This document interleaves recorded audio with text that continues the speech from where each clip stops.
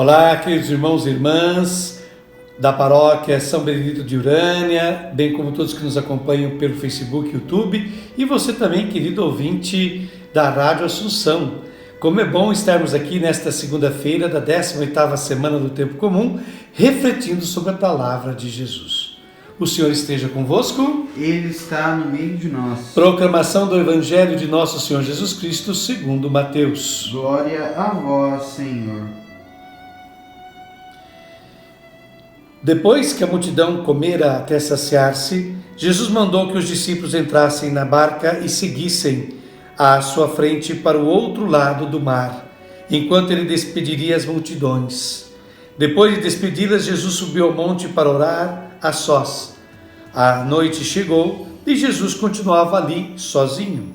A barca, porém, já longe da terra, era agitada pelas ondas, pois o vento era contrário. Pelas 3 horas da manhã, Jesus veio até os discípulos andando sobre o mar.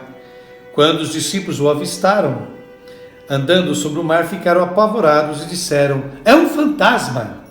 E gritaram de medo. Jesus, porém, logo lhes disse: "Coragem, sou eu, não tenhais medo." Então Pedro lhe disse: "Senhor, se és tu, manda-me ir ao teu encontro, caminhando sobre a água." E Jesus respondeu: "Vem." Pedro desceu da barca e começou a andar sobre a água em direção a Jesus. Mas, quando sentiu o vento, ficou com medo e, começando a afundar, gritou: "Senhor, salva-me!" Jesus logo estendeu a mão, segurou Pedro e lhe disse: "Homem fraco na fé, por que duvidaste?" Assim que subiram na barca, o vento se acalmou. Os que estavam na barca prostraram-se diante dele, dizendo: "Verdadeiramente tu és o Filho de Deus."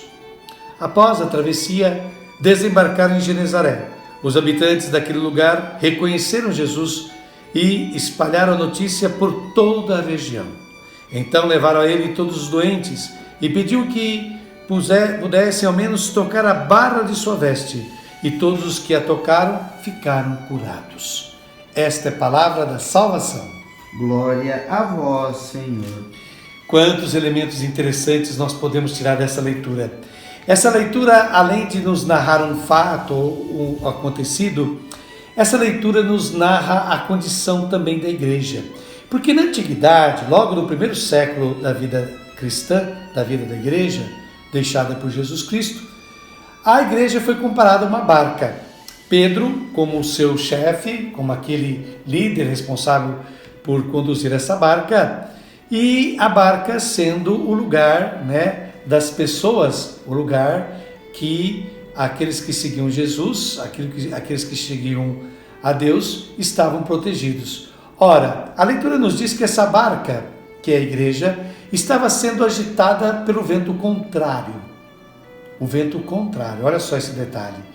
E que Jesus Cristo, que estava orando na montanha, quando desceu e foi até o encontro dos seus discípulos, o barco já estava distante da margem do lago da Galileia. E ele foi caminhando sobre as águas. Ou seja, Jesus, ele é o Senhor da tempestade. Jesus é o Senhor das águas. As águas sempre significaram, no ideário antigo, perigo, mistério. E aqui, Jesus é aquele que desafia o perigo. Jesus aqui é aquele que desafia o mistério. Ele não se deixa intimidar pelo agito do mar, pelo vento, pela tempestade, por nada. Ele é o Senhor. E isso já mostra muito bem que somente nele se encontra a resposta da nossa vida. Somente nele, em Jesus, se encontra a nossa salvação. E de fato os discípulos, ao verem, se assustam. "É um fantasma!" gritam os discípulos de Jesus. Não sabem reconhecer que o Mestre se faz presente, mesmo quando a vida dessa igreja é agitada, é atribulada por tantos fatos contrários a ela, como nos dias de hoje. Hoje, quem quiser ser verdadeiramente da igreja de Jesus Cristo, vai enfrentar muita oposição, porque hoje a maior parte das pessoas, os Maria vai com os outros, a maior parte das pessoas hoje preferem acreditar naquilo que a maioria acredita. E a verdade não se encontra com a maioria. A verdade se encontra em Deus. Deus é a verdade. Cristo é a verdade. A verdade não está entre 10 pessoas, se 9 falam uma coisa, então os 9 representam a verdade, porque só um pensa diferentemente. Não, de forma alguma. Muitas vezes a verdade se encontra justamente naquela única voz no meio de outras 9 que são contrárias. Porque a verdade não é uma questão de estatística, de percentagem, de números. A verdade é uma questão de estar de acordo com a vontade de Deus. E aqui Pedro e os outros discípulos se assustam. E quando Pedro vê que Jesus domina as águas, domina o vento, Pedro quer ser como Jesus, quer também dominar o perigo, quer também dominar o mistério, quer dominar aquilo que é o desconhecido. E Jesus Cristo fica feliz com essa proposta de Pedro, permite que Pedro vá ao seu encontro. No entanto, o que acontece? Bastou vir um vento, ou seja, bastou acontecer uma coisa perigosa, bastou Pedro perceber que sua vida corria perigo, bastou Pedro receber aquele vento contrário e ele começa a afundar. Ele não tem domínio sobre o perigo, sobre as águas. Assim também pode estar acontecendo nos dias de hoje.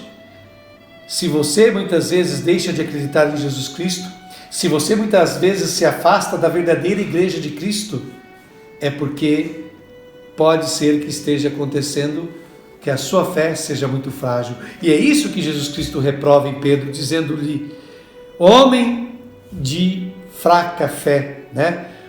Jesus Cristo, aliás, melhor ainda, deixa eu até ver a palavra exata, né? Ele fala assim: homem fraco na fé. Desculpem, homem fraco na fé. Que Jesus não diga isso também a mim, a você, a todos nós. Que a nossa fé possa ser bem mais forte que essa de Pedro e possa ser uma fé que enfrente os desafios que os ventos e mares de hoje estão a apresentar à barquinha da igreja de Jesus. E para você meditar, eu te deixo 3 perguntas. Afinal de contas, você está reconhecendo ou não a presença de Jesus na sua vida nesses tempos difíceis pelos quais você está passando? Uma segunda pergunta: você, como Pedro, voluntarista, logo se oferece para fazer as coisas na igreja, mas diante da oposição, diante das dificuldades, diante dos ventos contrários, você logo começa a afundar? E por fim, você é alguém que tem medo ou tem fé? Você é alguém que cede às tentações e paixões deste mundo ou você as enfrenta com amor e fé? Responda com muito carinho. E agora, vamos rezar por todas as pessoas que estão necessitadas de consolação, de força, de fé e de energia. Acompanhe comigo este momento. Deus eterno e onipotente, descanso na fadiga, amparo na fraqueza. Todas as criaturas de vós recebem energia, existência e vida. A vós recorremos invocando a vossa misericórdia, porque continuamos a sentir a fragilidade da condição humana. Ao passar pela experiência de uma nova epidemia viral, a vós confiamos os doentes e as suas famílias, curai-os no corpo, na mente e no espírito. Ajudai todos os membros da sociedade a cumprir com o seu dever e a reforçar o espírito de solidariedade entre si. Amparai e confortai os médicos e os profissionais de saúde na linha de frente desta batalha e todos que prestam cuidados de saúde no desempenho do seu serviço. Vós que sois a fonte de todo o bem, enchei de bênçãos a família humana. Afastai de nós todo o mal e dai uma fé sólida a todos os cristãos. Livrai-nos da epidemia que nos está a atingir, para que possamos retomar com serenidade as nossas ocupações habituais e louvar-vos e dar-vos graças de coração renovado.